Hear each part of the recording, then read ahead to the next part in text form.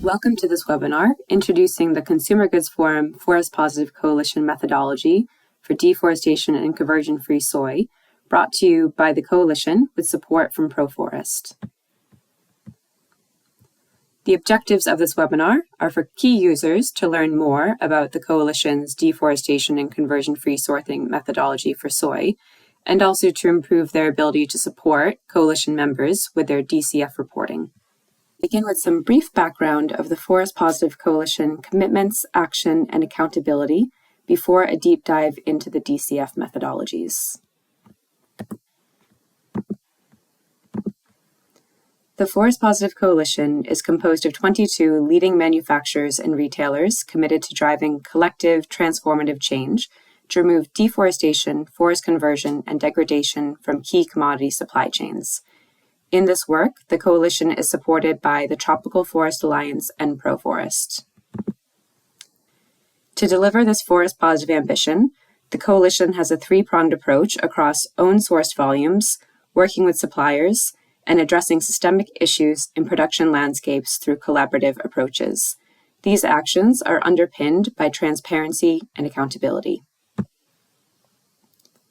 The theory of change is operationalized by roadmaps for the 4 Coalition commodities, which are cattle-derived products, palm oil, soy, and pulp paper and fiber-based packaging.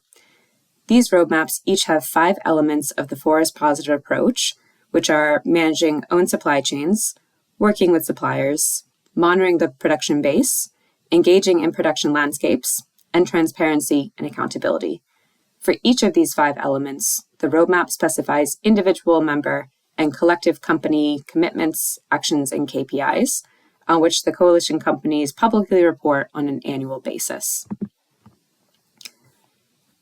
To support the implementation of the roadmaps, the Coalition has published a series of resources, which include roadmap implementation guidance, guidance for suppliers who would like to know more about how to become forest positive businesses, and also a palm oil monitoring and response framework.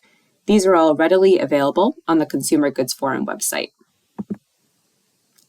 Next, we'll deep dive into the 2 roadmap elements most linked to the topic of this webinar, which is deforestation and conversion-free methodologies.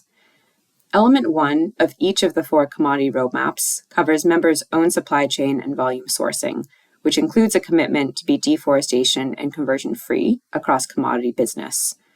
For this commitment, there's a corresponding KPI to track progress to DCF using an aligned methodology and understanding of commodity scope. This KPI is reported on each year by member companies through the Coalition's annual report. DCF for own volumes is not enough for sectoral transformation. Therefore, element 2 of each roadmap covers expectations for member suppliers to be forest positive across the supplier's commodity business, not just for volume sourced by the Coalition companies. Through the roadmaps, the companies are committed to communicating and implementing the forest positive approach with suppliers, including through collaboration to address shared sectoral challenges. As with element 1, there's also a KPI for members to report on this supplier engagement. Next, we will understand the cross-commodity DCF methodology, which forms the basis for each of the commodity-specific methodologies. Talking about how this was developed and also some of the underlying principles. So first, to note, the methodology was developed with the Coalition, but also in consultation with key partners. This includes the Accountability Framework Initiative, CDP, and also TRACE. One of the core principles in the development of the methodology was in achieving alignment and an aligned approach to DCF that allows companies to report in a way that is both consistent but also credible across the Coalition, but also with the wider sector. And the intention is that by socializing the methodology, there is wider uptake of this methodology kind of beyond the Coalition across the sector too. It's also important to note that there is a commitment to transparency in the Coalition, including reporting on DCF. And the intention is that Coalition suppliers are also able to uptake these same principles in terms of public reporting and transparency. So moving on to the basic principles of the generic DCF methodology. First, we're going to talk through the key steps that build up the methodology and the several different implementation options and what this means for different kinds of businesses. So first, we have these three key steps within the methodology. The first being able to trace back to a production unit at a scale needed to confirm the status. So this depends on the context that we're talking about. And we'll talk about those commodity-specific components as we go through the methodology. Secondly, confirming that there's been no deforestation after the cutoff date. And finally, being able to monitor the remaining vegetation and also effectively respond to any new deforestation or conversion in the future.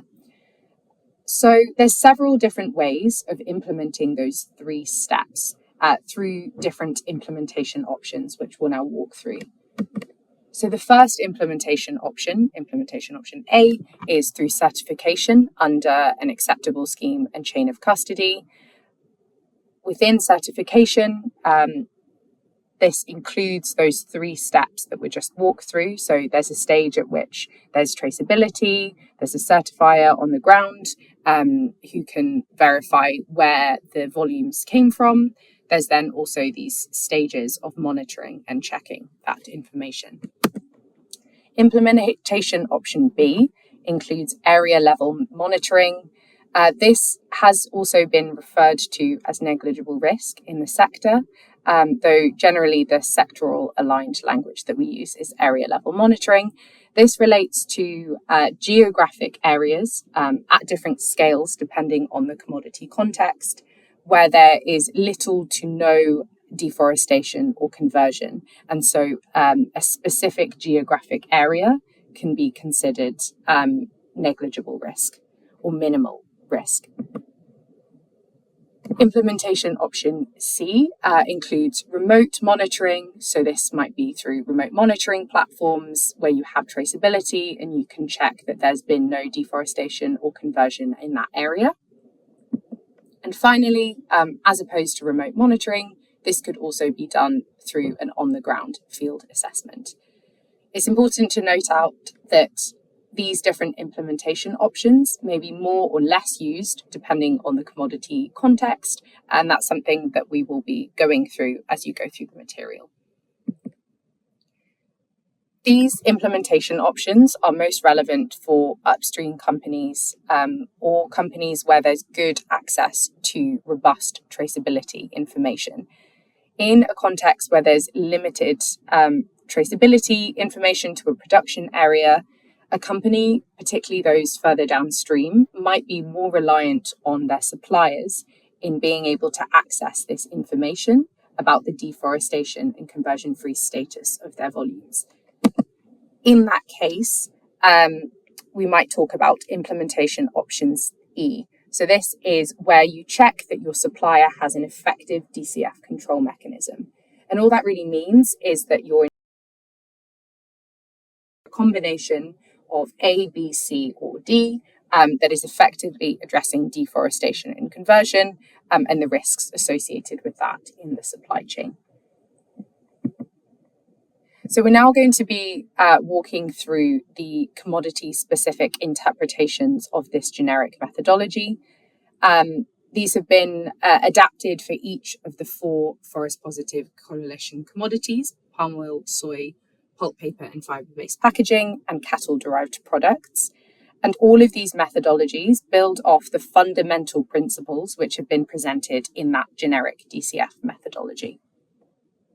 I'm going to take you through the DCF, Deforestation and Conversion-Free methodology developed by the CGF Forest Positive Coalition for soy. The soy that is sourced can be classified as DCF via any one of the implementation options, these pieces that you see here at the top of the image. They can be certified, farm-level DCF, or area-level DCF. However, the compliance of the DCF implementation options needs to be ensured through a combination of systems that ensure traceability, verification, and remediation. Two notes here. One, DCF implementation options can be implemented by suppliers. So the FPC company, your company, doesn't need necessarily to have the farm level DCF, all the data necessary for that. If the supplier has and handles that data and can make sure that there is a verification in place to make sure that the volume, that the traceability is there and the volume is DCF. The other observation is that when a direct supplier is already DCF across their entire business, all and any soy volume sourced from them can be considered DCF. Now, talking about the first steps to make sure that the soy can be classified as DCF. Before even using the DCF implementation options, it is important to have traceability to a point where you can use those options. So it's important to note that because traceability is so critical, but at the same time, it can be quite costly to develop traceability systems, the CGF-FPC developed a risk-based approach.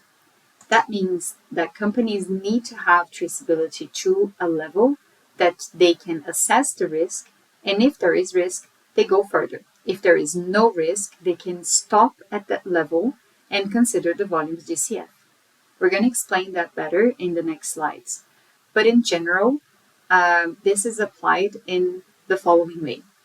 For direct soy, the companies need to ensure that the country of soy harvest is known for 100% of purchase volume. That's the information that needs to be in place.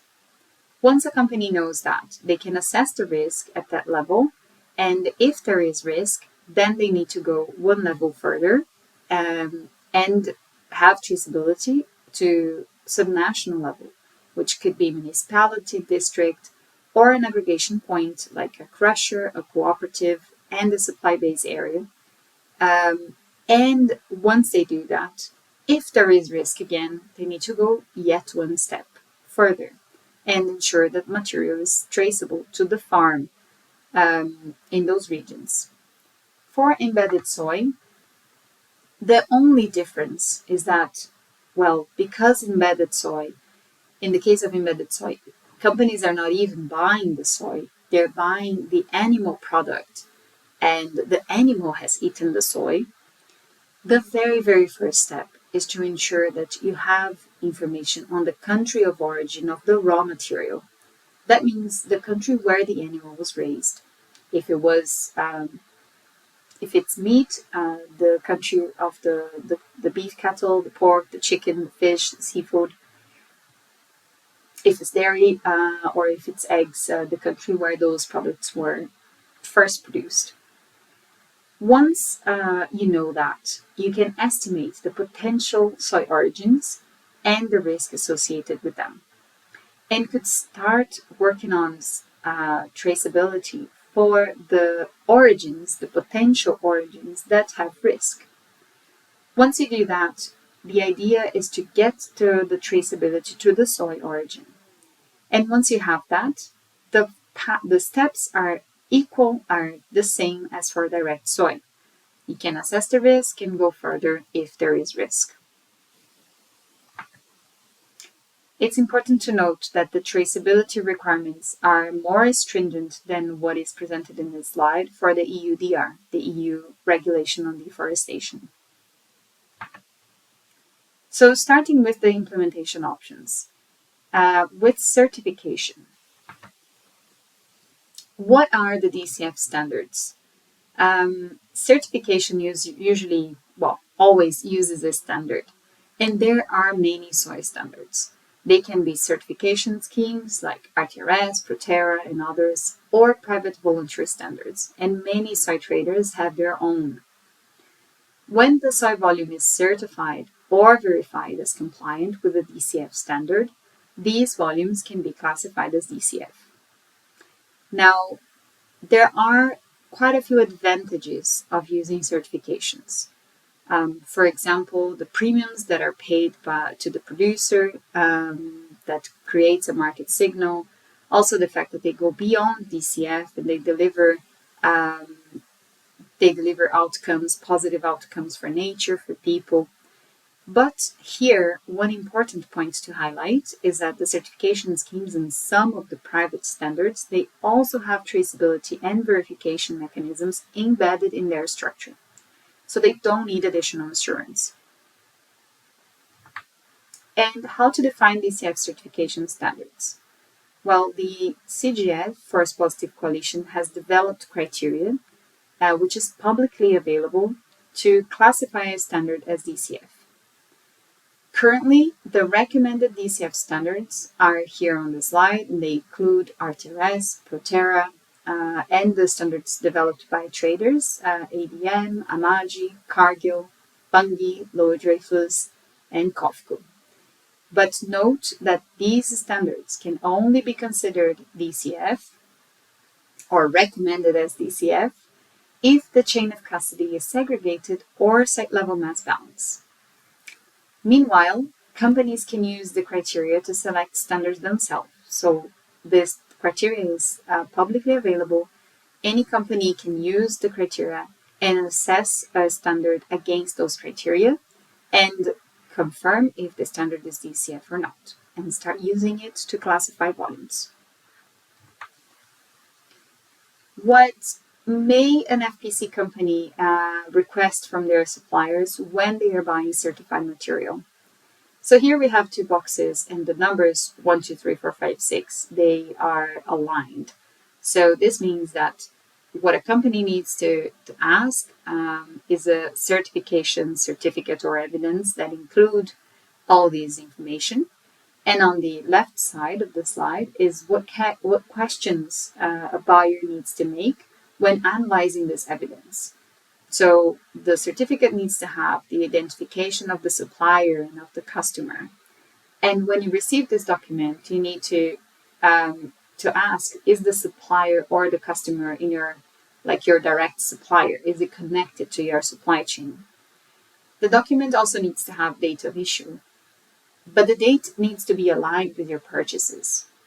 Also the volume. So volume information is important, but also it's important to make sure that the amount certified is sufficient to cover your purchases from that supplier. The type of product is also relevant. It's important to know if the product is the same or less processed than the product that you're buying. So if you're buying oil, the soybean oil should be certified, or the certificate could cover soybeans, but not soybean meal.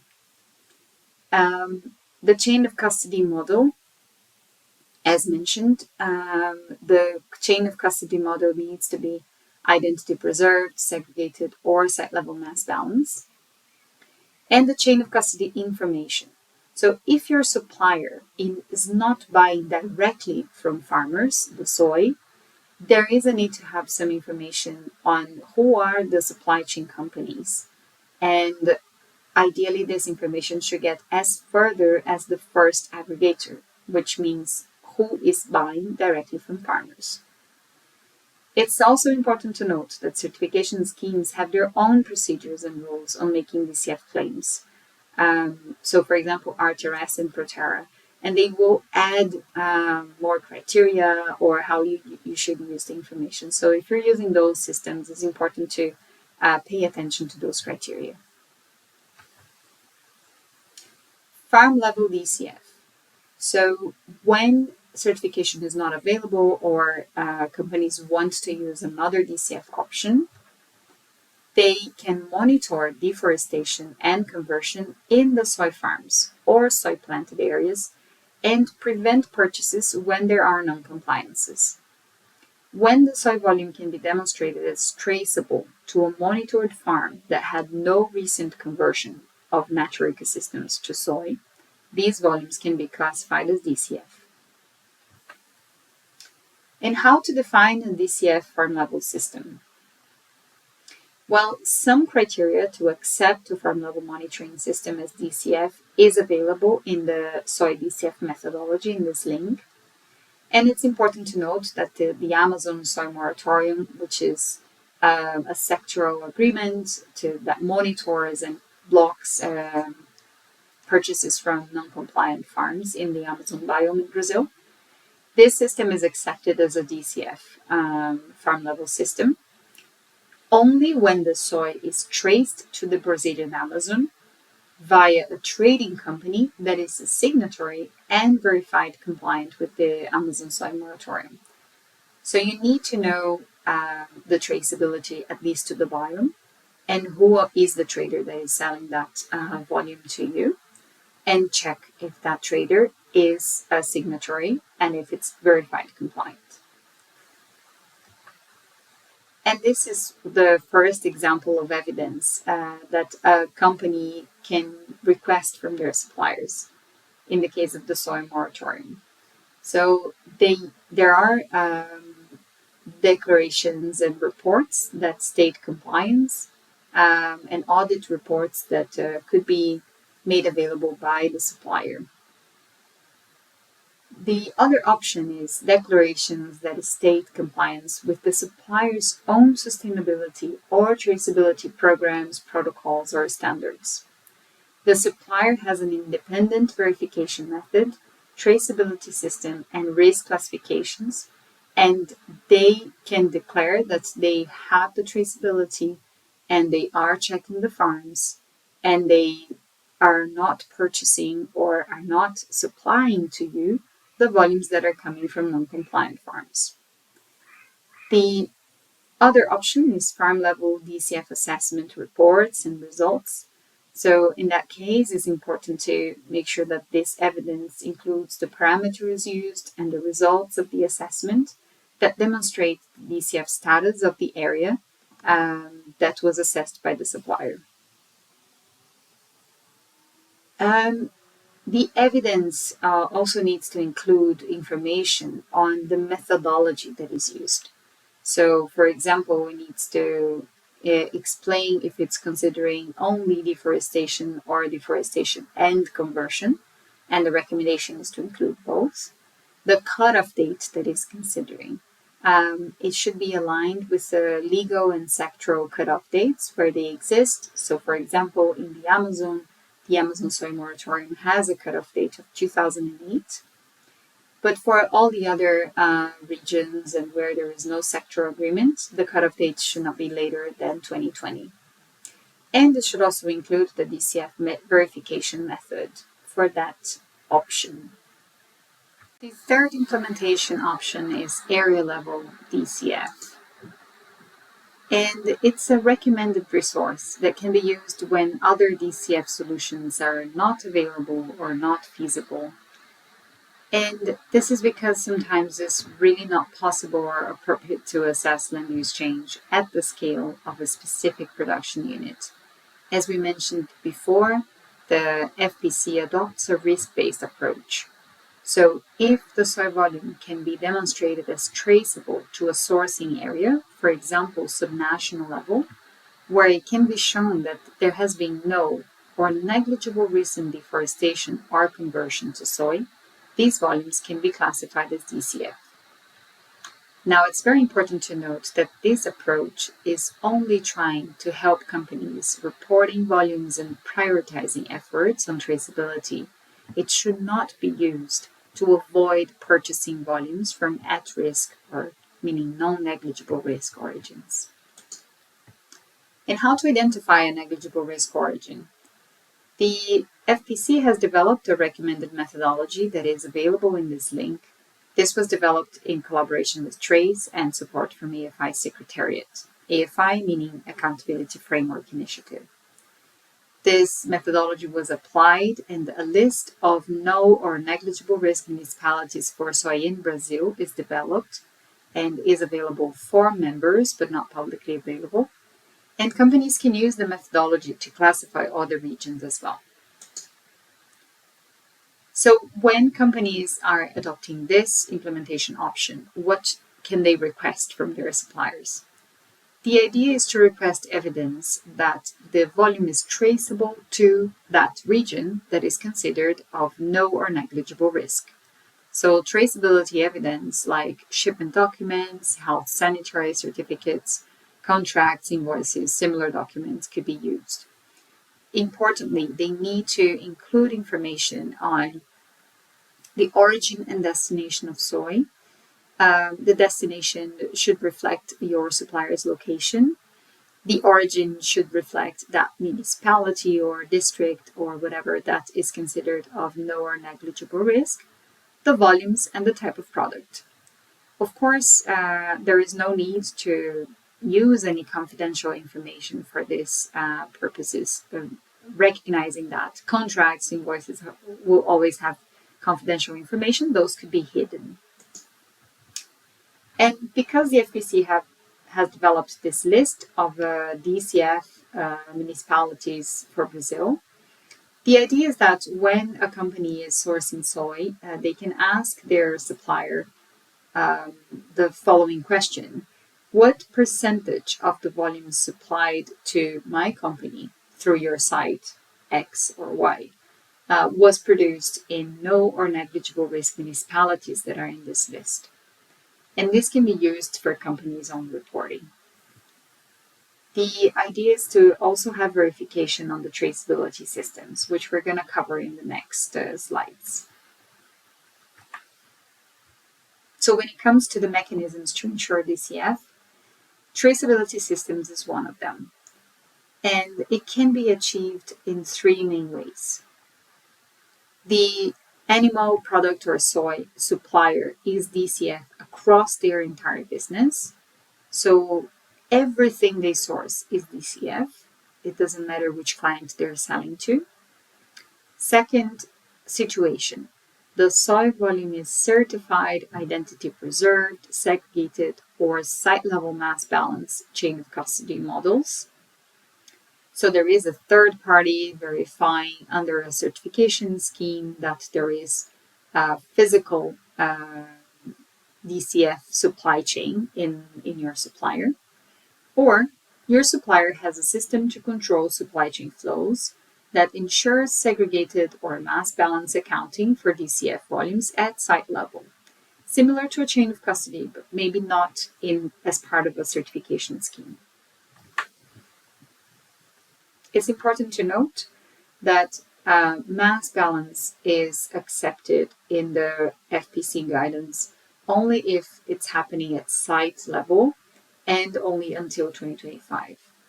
Other discussions are happening to define what would be accepted after that. And also important to note that when sourcing mass balance, companies are still at risk of non-compliant material being mixed with compliant material. And they can take steps to control those risks. For example, engaging their suppliers, supporting management systems. Also, they can request independent audits to review suppliers' traceability systems and verify traceability data. When traceability information is not available, the FPC company can also engage the supplier to support gaining further visibility on their supply chain. On verification, this is considered a good practice, but is not a requirement for in the FPC guidance. But when companies are reporting, it's important to state if the reported data is self-declared or verified.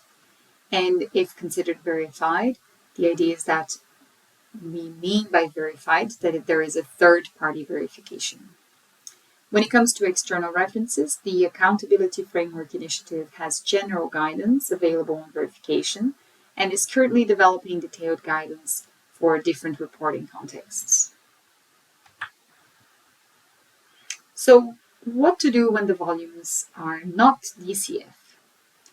In addition to working with traceability and progressing on that, it's important to remember that the Forest Positive Coalition is not only about DCF volumes, but is really about promoting DCF supply chains and production. And to do that, members can also work with their suppliers to effectively manage deforestation and conversion risk within their supply chains. This engagement is crucial, particularly when there are no DCF solutions available or that can be applied. Also, working on the ground, beyond your supply chains, engaging in production landscapes to transform soy production into DCF and forest positive is super important.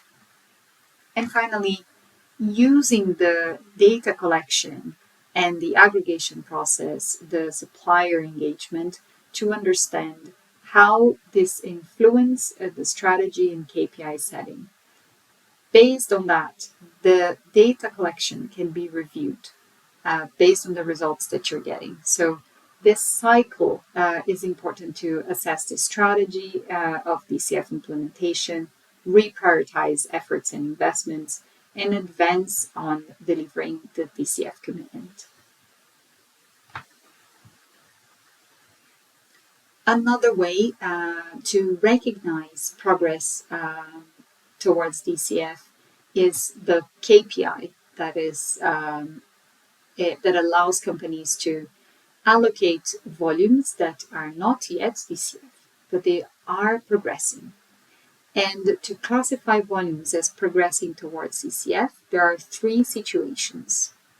One is the volume is certified under a standard that is not in the FPC list that we presented before. However, it is a recommended DCF standard by other references, and the reference that we are adopting here is the FEFAC benchmarking. FEFAC is the European Federation for Feed Companies, and they have a public list of DCF standards. In that case, the volume can be considered DCF if they follow the chain of custody models that are recommended. The second option is that the volumes are certified or have farm level DCF or area level, but they are not following the chain of custody models that are recommended by FPC. They are using less robust models like country mass balance, group level mass balance, area level mass balance. In this case, volumes can also be reported as progressing towards DCF. And there is yet a third that we're going to go into more detail in the next slide that is particularly interesting and actually exclusively developed for embedded soy. And it's about a combination of action on the ground with traceability progress. It's very important to note that progressing is a temporary stage to get to deliver DCF. Companies should not stay in progressing forever. They should have a time-bound action plan that explains how they're going to move volumes out of the progressing KPI into the DCF KPI. So for embedded soy, the idea here is to use the progress the companies are making in traceability, which is quite slow for embedded soy because it's a very complex supply chain, that is combined with action on the ground that is supporting transition towards DCF and forest positive production. So in this case, the idea is that companies will advance on traceability and they can classify their volumes into any of the traceability stages. They could have traceability to the country of origin of the raw material, which is the animal, where the animal was raised. They could move further and have traceability to the feed origin. They could move even further and have traceability to the soy origin, to the country level, and then further to the subnational level. Of course, when they get to the country of soy origin and the subnational level, as we explained before, they could run the analysis, the risk analysis, and adopt the area level DCF if those areas, the country or subnational, are considered of no or negligible risk.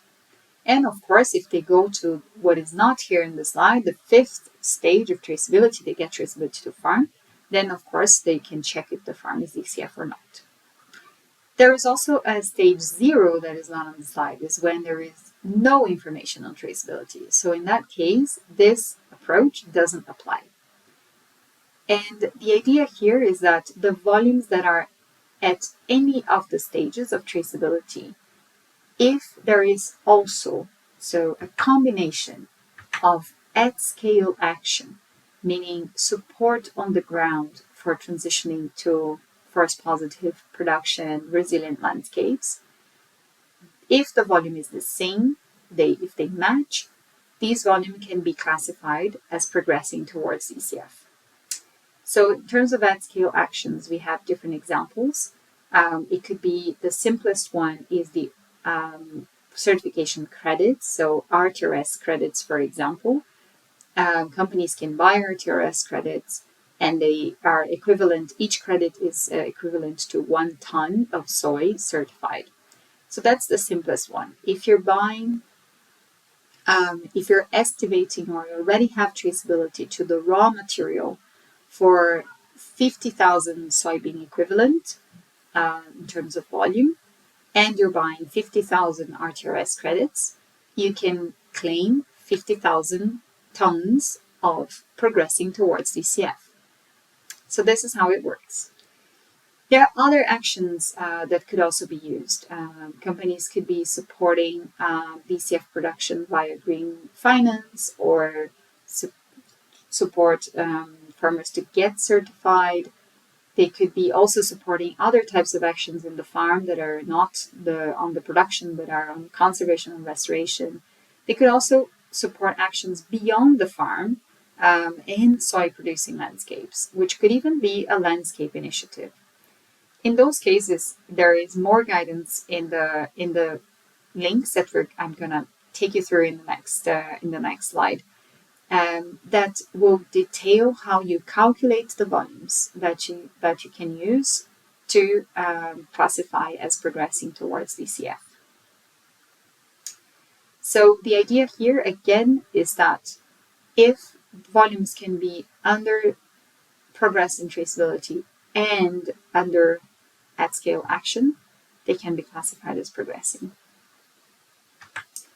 So that's it. Now we have here in the links, you can access the DCF Soy Methodology, the Soy Roadmap, the Soy Roadmap guidance, and the guidance for forest positive suppliers. And you can also find more information about the Forest Positive Coalition commitment and actions. There are links to the website, the email, the Twitter or X, and the LinkedIn. And please, I would also kindly ask you to use your cell phone and get this QR code and answer the poll.